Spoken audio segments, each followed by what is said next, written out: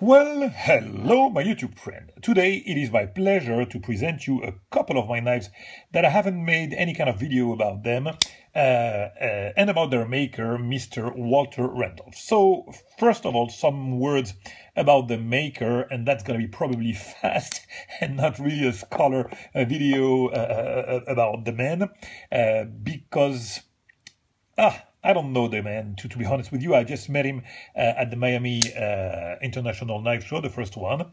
I had a couple of words with him, but literally, I mean, didn't talk profoundly with him. I don't have any history prior to him making knives.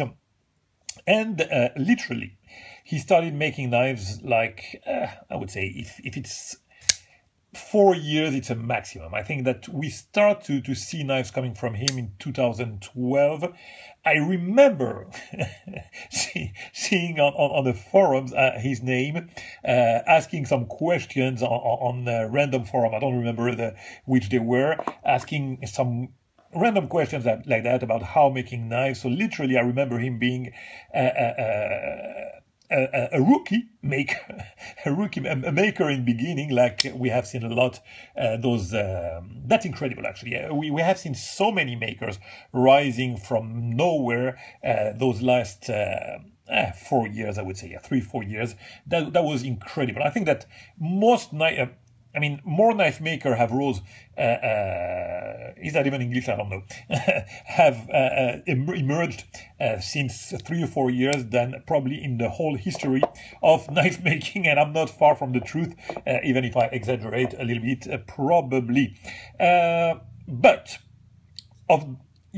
it's even harder, I would say, just like in music, whenever there were the Beatles and the Rolling Stones, there were not much of a competition. They were actually, of course, but not as much as today in music. So today, if you want to succeed in art or whatever, you need to be probably even better than what you used to be. So at the time where, I don't know, say Loveless invented the tactical knife world, there was not so many of, competition and whatever. Today, you have so many makers. So if you want to succeed, I would say that you have to be even more perfect than perfect. And that's what this guy did, really. His knives are the closest thing to perfection. Last video I made it about Tom Mayo.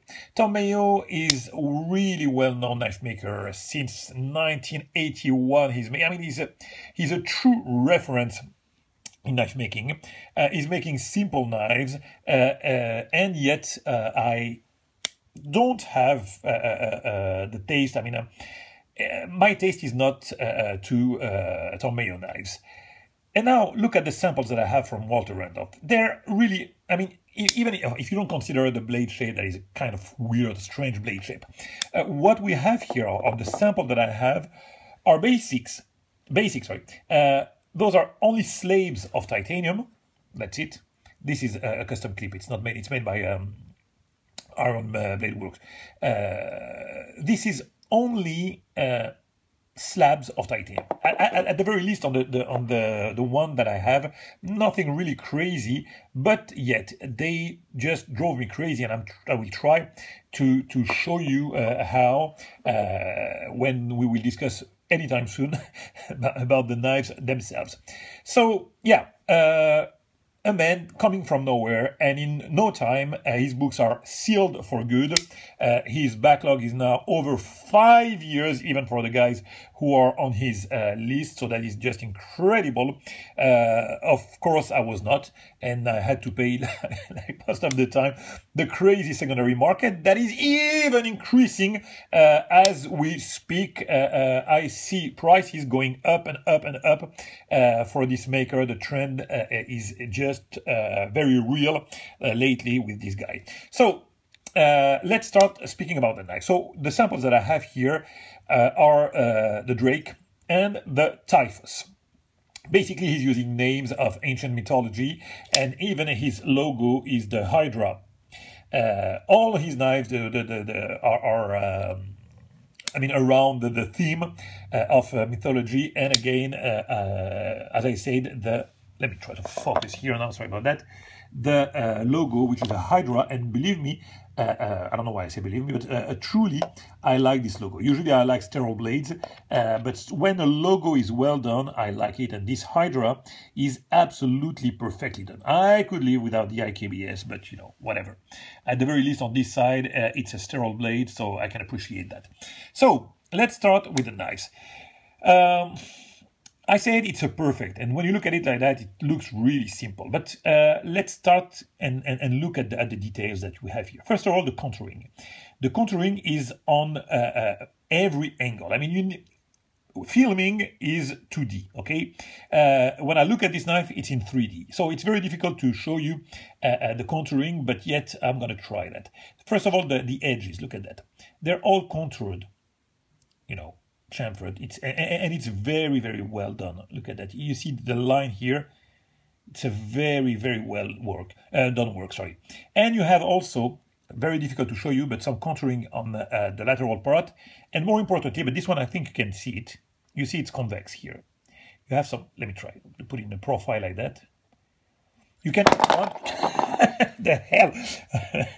Sorry about that. Yeah, you see that it's contoured here. Very, very nice. You see the work that is done is just perfectly done. On the other side, yeah, it's the same. Some nice, really nice contouring, and you can feel it. You can feel it when you have it in hand. You see that. I don't know, man. This work is just fantastic, and again, simple as it can be. So he's doing also accents of whatever. It can be here G10 or Mokume there. It's not even Mokume, sorry. I figured it out, but it's not Mokume. I'm sorry about that. I'm still, you know, that I won't take a second take on this pick. It's not Mokume. I will try to correct it, or maybe it will come back to me. So yeah, accents like color like that of any whatever material. Here, the backspacer is flush. Really, really nice junction here. As I said, the clip is a custom one, but so we're not going to talk about the clip. But basically, at that time, the clips were lousy, I would say. I'm sorry to use that word, Walter, if you watch this video, but the clips were lousy. But you improved dramatically because now you're doing such nice clips like that with your design. You may like it or not like it, but at the very least, those are really nice clips. Those are not the basic spring clips that he did at the beginning. And to me, I like it better like that. I mean, I like standoffs on a clip like that. 3D is okay, I would say, but this is my preference goes to those clips with standoffs. So yeah, definitely improved. This is a recent build. This is a little bit older, but the first clip was really lousy. I really like that piece of carbon fiber that you have here.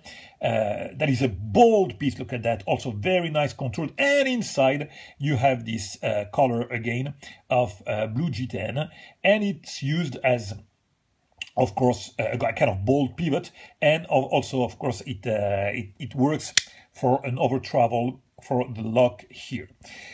One thing that I absolutely adore is the tolerance that you have here. Not everywhere. I mean, you see that you have some spaces here. It's not a problem. But, you know, just at some point here, you see, and here. I mean, I try to put a little piece of paper. It hardly goes to those to this space here. So you see, I'm going to try to put it that way and focus here so you can see what I mean. Let me see. You see what I mean. The tolerance on again, I'm silly. The tolerance on that point is really tight, and this is something. I mean, if the blade goes one side or the other, it will touch the scale, and that doesn't happen because this knife has some. You know, it has probably 2 years, and I've used it a lot. It has been to many other owners, and yet it's still working like magic. So the action on this one, the action is on a flipper. So you have, you know, he makes a lot of material, different build, flipper, thumb stud, whatever. I like flipper better. The action on his knives is just, yeah, fantastic. On this one, it has an internal stop pin, which is not my favorite, and I think that he didn't master at that time what he does now with his flipper, so he used the simple way, which is to put for a flipper an internal stop pin. For that also he increased dramatically his craft, but I'm telling you, on that one the experience was probably, I don't know, 2 years of experience, and yet already we have something that is fantastic. So the ergos are just sublime. And even though this blade shape is totally crazy, I'm telling you, you can carry that knife and you can use it as an EDC. It has this side and the other one that is a little bit bigger, but this size is very well for EDC. The jimping is perfectly done. The time is running fast. I need to go to go faster on this video. So yeah, a very bold blade shape, and probably the only one that is as bold as this one. In time, he went from really crazy blade shape like that, like this one, to something more delicate and refined, as with this Typhus, or the Wyvern, or not the Deimos, but another one. I mean, usually now you can expect the Chaos, yeah. His blade shape now are more organic and more sublime. So, listen, the time is running fast. I wanted to tell you about this one. Of course, he improved dramatically his build. Now he's doing, look at that. I've talked about the internal stop pin. Now it's an external stop pin, and I love what he does. Here, look at that. I mean, he's doing a cut here on the blade, a very nice cut that will, lock here on the stop pin. And here, you see, let me try to show you that. So the flipper is done in a way also that it has a cut on the flipper. You see here.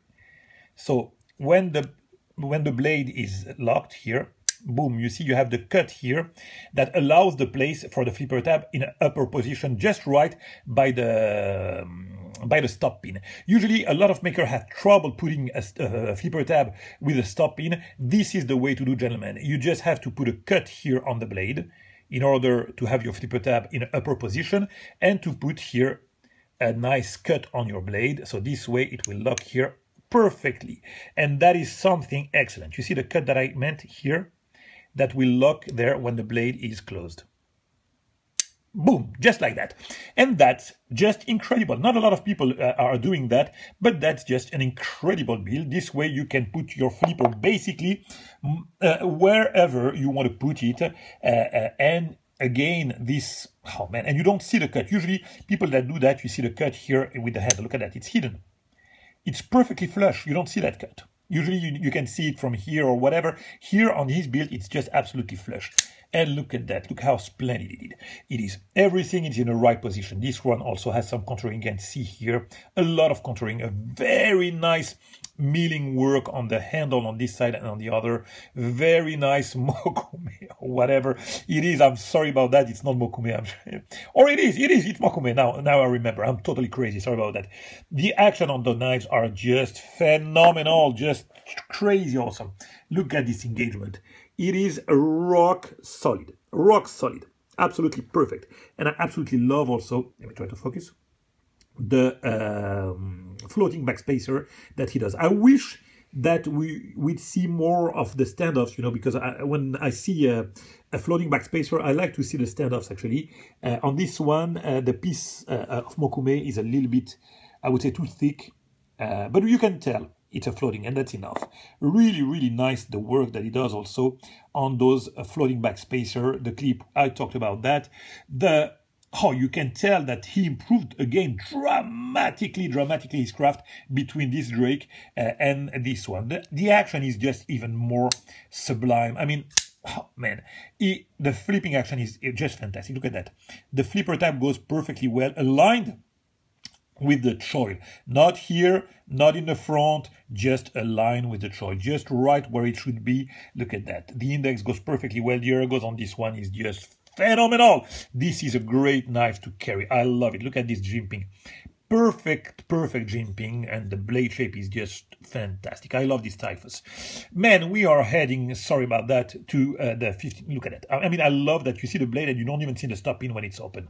Just crazy fantastic. I'm sorry, probably I missed some things. The detent is crazy, But again, I don't want to go over those 15 minutes. I think you got my point, and I said whatever I needed to say. And if something is missing, it is how it is. Sorry about that. Bye-bye.